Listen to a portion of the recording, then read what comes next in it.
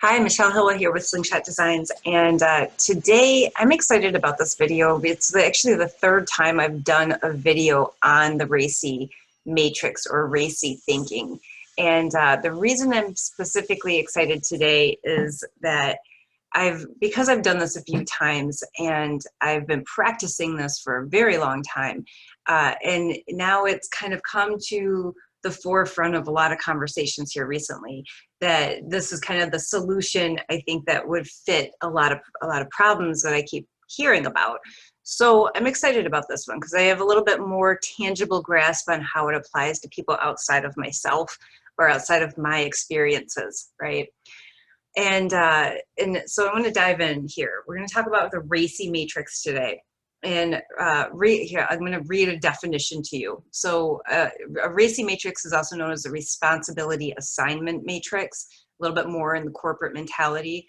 Specifically, it's most commonly applied to project management, and it's a linear responsibility chart. So it describes the participation of various roles in completing tasks or deliverables for a project or business process.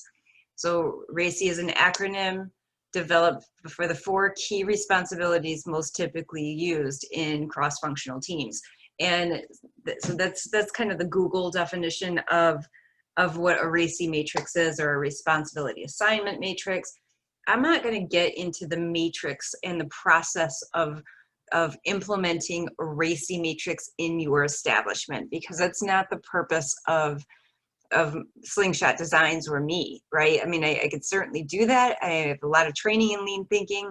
However, what I do is apply lean principles and lean tools to everyday life, right? Like you in particular, from where you're sitting, your frustrations, how can I answer those with a lean perspective and a lean tool that's going to help you break through your problem and move on to the next kind of step in your journey? That's more what I do. So I'm not going to talk about this from a conventional lean perspective. I just want to talk about the 4 words. RACI is an acronym, and it stands for responsible, accountable, consulted, and informed. Those are the 4 roles that you usually have in any cross-functional team. And when you have a project, you need to identify who the stakeholders are in that project. So if your project is professional development, you are the subject. And then who do you need to build around you, and which bucket do you put those people in? So I like to talk about RACI, those 4 words, and how to incorporate them into your daily life. So all four of these words are common. They're words that you use on a regular basis anyway.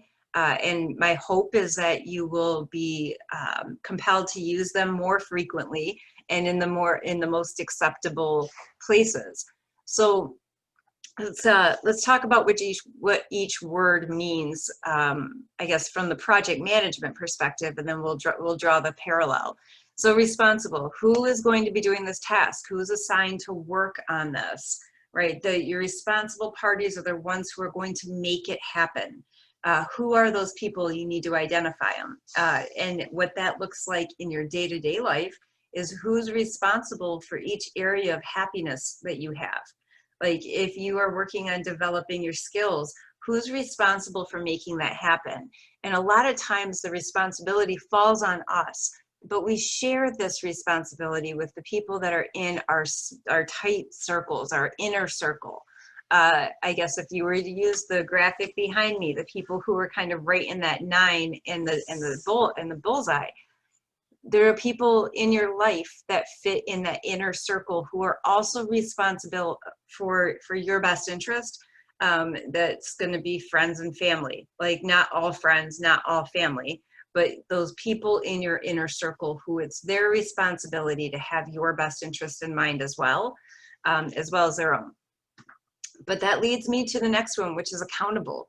Ultimately, none of those people are accountable for your self-development, right? Like they may share some responsibilities because maybe you share finances or whatever it may be, but ultimately you are accountable for your own professional growth and development. And I hear this very often where people have, frankly, it's a victim mentality that somebody else is standing in their way. If somebody is standing in the way of my professional development, I will figure out a way around them. I don't take it personally. I don't assign a personal value to it. It's just my development. I'm accountable for it, not you. You may be responsible for helping me make that happen, but if a person who I hold account or I hold responsible for something, when they fail, it goes up to the person who's ultimately accountable. And there's only one person accountable in any RACI matrix for any task, right? So when it comes to professional development, your professional development, you are the only A on that RACI matrix. Nobody else is accountable for how you grow, right? That's ultimately up to you. Consulted. Anyone who can tell me more about this task or what other stakeholders have been identified. So who do you consult? This should be a pretty full bucket, right? Like there's no shortage of people that you can contact. Even if you don't know them now, if they're not in your circle now, then that's one of the first things that you should probably do is start to increase the size of that circle. Who do you rely on for consultation? If you have a question about leadership, I hope that you have a number of people that you can, kind of ping and bounce ideas off of them. And if not, then let's talk about how to grow that circle, because it's very important that you have a lot of people around you that you trust to consult when you've got a problem or a challenge in front of you. So consulted is the next one, and the last one is informed. Who needs to be informed of the progress? Like anyone whose work depends on this task, and who has to be kept updated about the progress, right?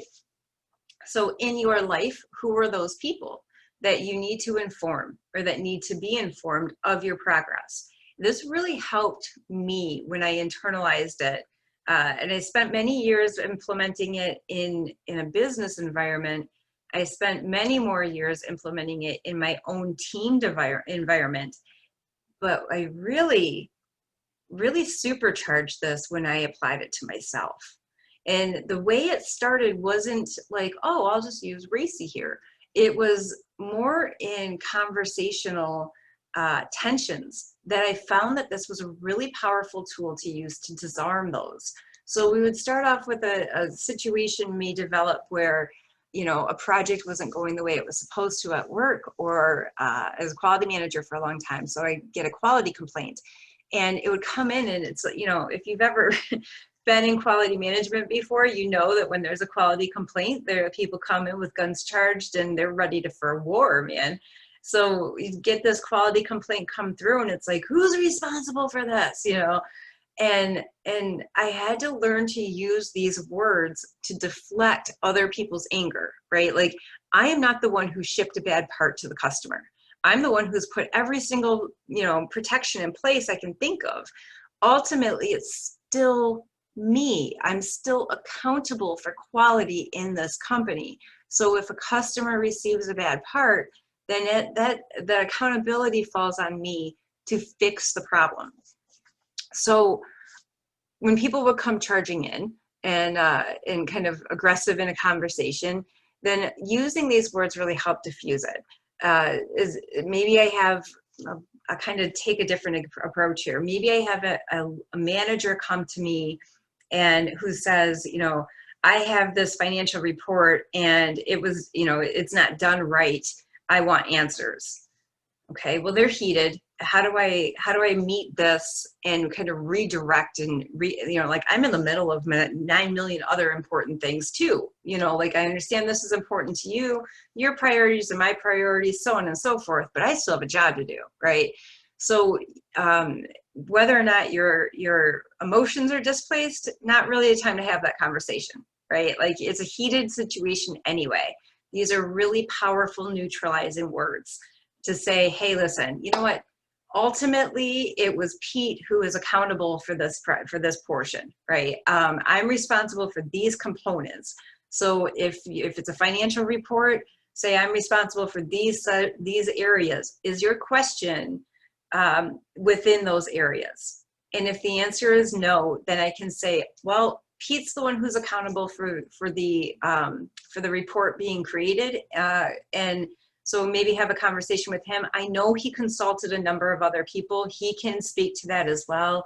You know, just kind of give enough information that's high level will get them to the next person that they need to speak to. So you're not wasting their time by giving them a bunch of defensive fluff that they don't care about, right? You just essentially, if I can't be upset with you, who do I need to be upset with? And you know, frankly, I don't think you should be upset with anybody. But personal feelings aside, here's the next person you need to speak to. If your question is related to the areas that I was responsible for, which are these, we can have that conversation, right? So that's one example. Another example may be, we'll go home on this one. Say that you have money problems. It's really important when you have a shared financial system that people are identified in this, just like you would a project team. Who is responsible, accountable, consulted, and informed? In your situation, if you share finances with somebody else, do you have to talk to them before you make a $100 purchase? How about a $50 purchase? How about a $10,000 purchase? Where's that threshold where you need to consult somebody else or you need to inform somebody else? Hey, honey, I use this card, right? Or, you know, ultimately, like, hey, honey, we got this bill in today, right? That's informing, but that's not consulting, and it's not responsibility or accountability. It's just informing. So if you stop with informing, then that bill never gets paid. So the conversation needs to continue until you've covered all of those areas. Responsible, accountable, consulted, and informed. The bill came in today. It's, you know, $400. And I think that, you know, maybe you have, say you have the money in the account, you can pay it right away, and you say, I went ahead and took care of it. I just wanted to let you know. You've covered now every area of that, all four of those quadrants. So you've covered what you needed to cover. That's a complete kind of open and close of RACI in one conversation, or maybe even one sentence. But when you have a conversation with someone, and I guess the first step is understanding, where are you in the RACI? Like, are you accountable for this? Are you responsible for this? Should you be consulted? Should you be informed? Using those words when you're having a conversation with somebody else about what it is that's on their mind kind of helps you draw that framework for, yeah, you need to stick within this boundary when you're talking to Michelle, right? Like a really good example might be in sales. If you approach a decision maker to sell a product, but they're ultimately not the one who's accountable for that product, then you're speaking a language that they frankly don't care about. You're talking to the wrong person. So in sales, you always want to make sure you're talking to the decision maker, the person who's accountable and responsible for making this happen, that they have the authority as well to make the decision.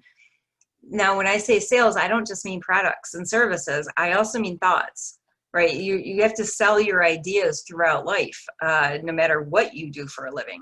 So make sure that when you're selling your ideas, you're talking to the person who can actually do something about it. Otherwise, you're just practicing, right? They're not going to go anywhere. So other ways that I would use RACI. So I talked about when you're approaching somebody else with an idea or a thought or a product or a service, but how about when somebody else is approaching you? You have a really overwhelmed, like you're kind of stretched thin, you have a lot going on, and somebody comes to you and says, hey, I really need you to work on this like strategic framework with me. And you're like, well, this is what I have on my plate. And, you know, or I have a lot on my plate right now. Who's ultimately accountable for making that happen? Right. And then you kind of get the idea of the hierarchy. This is the person who's at the top of this project. And then, you know, here's everybody else. Then I think the next step then is ultimately like, what would your responsibility be? Or would you want me in a consulting role? Or would you want me just to, you know, kind of get the pulse check where I'm just being informed of the situation? And you can really use those 4 words to help frame out exactly what your role in a project will be, should be, could be. You can use it to sell your position, and you can use it to defend your position. So I really find these 4 words to be incredibly powerful. They're neutralizing words. They help give people answers to the questions that they don't even know that they need to ask. And they certainly give structure and formality to any team, especially in a project management perspective. They work at home, they work in a professional environment, and you don't need to teach anybody anything to do this, right? You don't have to have a sit-down group training session on RACI matrices. Certainly they're beneficial. And if you would like to implement RACI matrices into your organization, then absolutely reach out to me and we'll talk about that. But generally, to start incorporating this into your daily life is really the homework that you need to do before you have a successful implementation of RACI for project management anyway, right? Like, you kind of have to know, and you have some practice in where all of these roles fit before you start trying to fill in names into a matrix. That can get confusing to actually go through that practice. However, I will say that they're incredibly valuable when you have a team, especially a cross-functional team who's working towards a common goal. Everyone needs to know their role, and knowing where you stand as far as what your investment is in this project helps you showcase and really decipher how much time you should be spending on it. And when you are spending time on it, what role are you playing? Are you developing it? Are you reviewing it, assessing it, advising? What role are you playing when you take a look at this project? And using those words will help you really drive down to the kind of the goals of the person who is ultimately accountable for whatever project you're working on. So that's a whole lot of information there, but it really, all I did was talk about 4 different words and how to use them, right? There's just a whole bunch of different places that those words will crop up, a lot of opportunity for you to start implementing and practicing this, and you will notice your own results. You will see the difference. And please, certainly, I would love for you to share with me examples of how you use this, where you used it and it worked, where you've used it and it doesn't.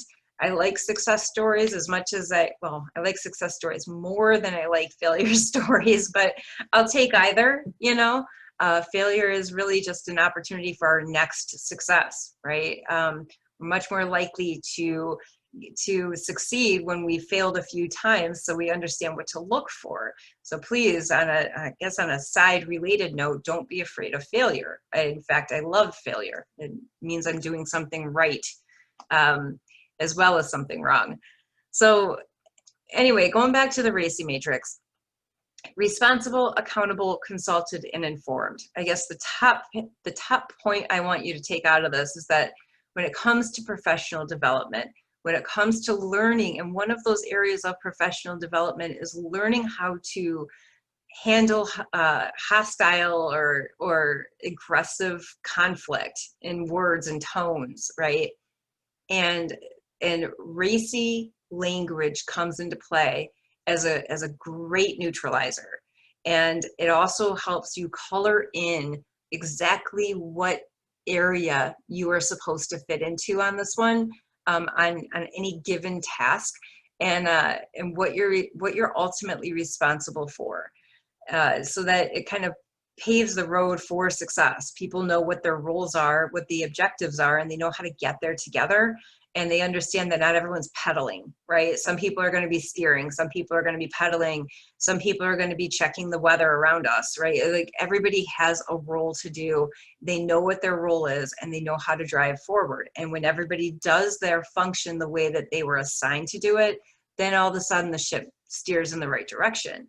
And any project where this is implemented, that's the result you should expect, right?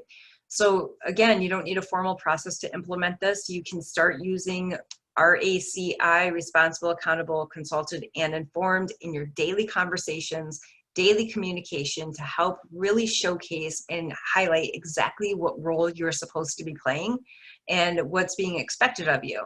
As a business owner, then I'm in a position to say, no, I'm not interested, or yes, I am interested, right? It helps me with my decision making when I understand what others are trying to expect of me. Does that align with what I expect of myself? And if it does, then we have a go. And if it doesn't, then we need to kind of start back over again. And at least I know that before I've invested too much into it. So I do hope that you find the value in this. If you do, please like, share, engage, share some comments and some feedback of how this applies to you in your life. And until next time, my name is Michelle Hilwa. I am the founder of Slingshot Designs, and I'd like to remind everyone to take care of yourselves and your neighbors.